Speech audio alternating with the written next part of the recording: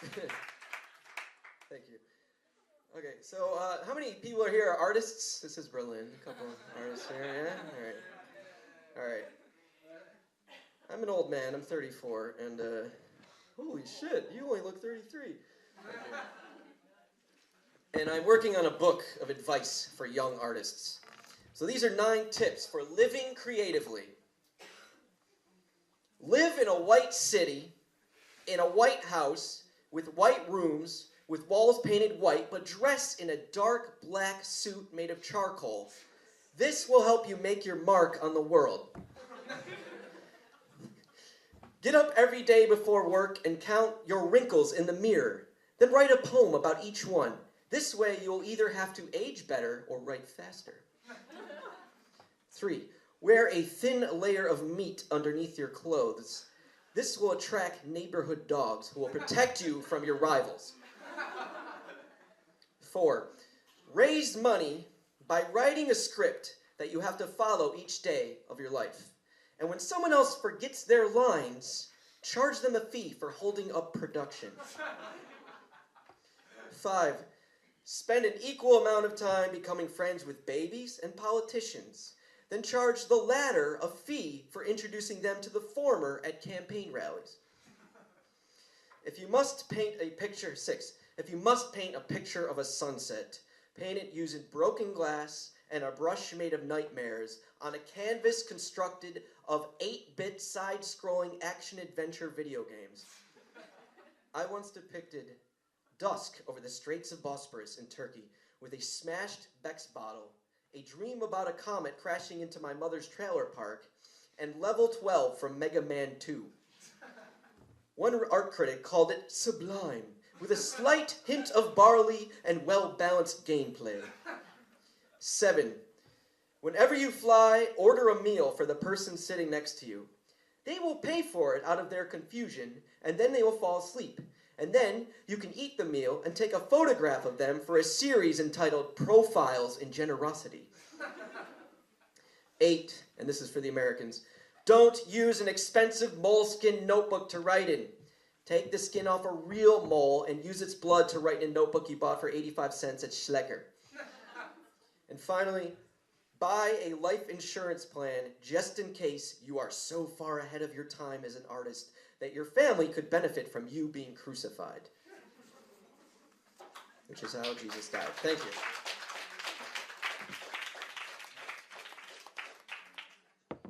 Now, I have a Jewish-sounding last name, but I'm not Jewish. But 500 years ago, my family on my father's side, they were Jews living in Spain. They were called Salamone. Then the Catholics took over. So my family converted, moved to Italy, and then changed their name to Salamone. But my father, who found this out, waited till my anti-Semitic grandfather died to tell everyone. So, we are no longer Jews, but we are still cowards.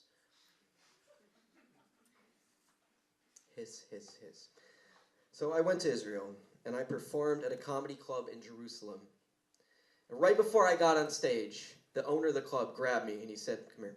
I said, what? He said, we have some rules in this comedy club in downtown Jerusalem. No swearing, and no talking about sex. So I took my set list and threw it out, got on stage and improvised, and I had nothing, so I just started asking the audience questions. And I asked a group of Israelis 2 days before Passover in Jerusalem if they knew what fisting was. And the owner yelled out from the back, hey, you can't stretch the rules, man. Everyone laughed, proving that they do. So anyways, this is a new piece. I haven't really even written it down. I just sort of have it from memory. It's about when I was in Israel, I went to Ramallah, which is the capital of Palestine. So I guess this piece is called The Height of Allah. I went to Ramallah, the capital of Palestine. I went to Ramallah, the capital of Palestine. Yes, for real. Ramallah is an Arabic word which means the height of Allah, which is crazy because Ramallah is 300 meters above the sea, which means that Israel is picking a fight with a bunch of people whose god is the height of a bad guy from a Godzilla movie. Now, the first thing I noticed when I crossed through the checkpoint is that on every block, there was a toy store. You never hear about this in the American media. We're always told in the American media that Palestine is filled with little kids going to places to buy hand grenades. What they forget to add is that the hand grenades are made of plastic and they explode with bubbles. And I was there because my friend teaches at a university there, and I met some of his students, and they're all art students. And this one girl, I'll never forget, she's 22 years old, had never left Palestine in her life. Her senior project was an animation, it was a cartoon of a bunch of kids in Palestine who build a trampoline so they can jump up and down, so they can look over the wall to see the mountains. And it was heartbreaking, not only for the fact that she had never left Palestine, but also because the mountains she wanted to see weren't that pretty. So we're walking around, and we go to this cafe, and they must not have seen a Western person in decades, because we went in there, and it went completely silent. You could have heard a pin drop. You could have heard a photon pass through a pin. We sit down, we order coffee, and this guy, this huge dude in purple for some reason, comes up to us, and his English isn't very good, and he looks at us, he says, "Are you men?" I was like, oh, fuck. I've seen Indiana Jones movies. I know what happens next. I'm going to have to wrestle a crocodile made of snakes.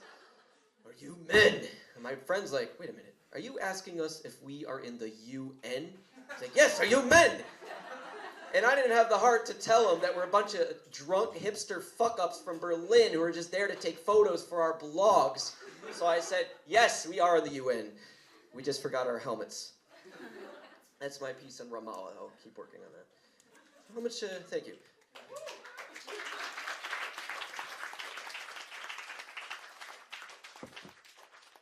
You know, last time I was in this neighborhood, I got off at Ostkreuz. It was like a Friday night, and I saw this, and you know, it's this very working class neighborhood, and I saw a bunch of working class guys, and I wasn't really sure what they did for work, you know, and they're walking along, and they're walking kind of weird, and they got their arms around each other, and they're chanting, like, "Oh, blah, blah," and they're wearing these red and white scarves, blah, blah, blah. And then they walk up to the window of this cafe, and one guy undoes his pants, and he pees on the window. That's when I realized, oh, these guys are window washers. That scarf is to dry it off. I'm just kidding there. FC Union fans. God bless Union for beating Hertha. So I live in Kreuzberg, and down the street from me, it's gentrifying rapidly. Down the street from me, there's a building called Car Loft. And it's a place where you can drive your car into an elevator, and then the elevator will take your car up so you can park right next to where you live. In America is called a trailer park. The only difference is that here, the racist cunts that live in it are rich.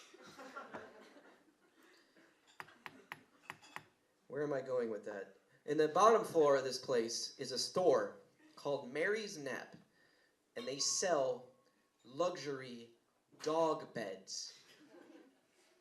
I'm not kidding. They start at 400 euros. They're handcrafted, they're made of leather, and on the bottom of each one is a little flap that lets your dog shit on poor people.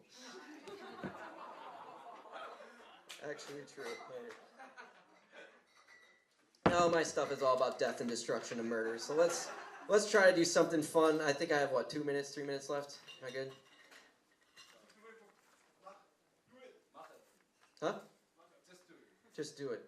Like Nike Air Jordans? Is that a crack about my shoes, sir? It's a callback. Did I spend a... It is a callback, thank you. Yeah, all right. If I may. All right, would you either rather hear a rap song about growing up in the 80s or a story about me getting attacked? Rap song, all right, I'll tell the story later.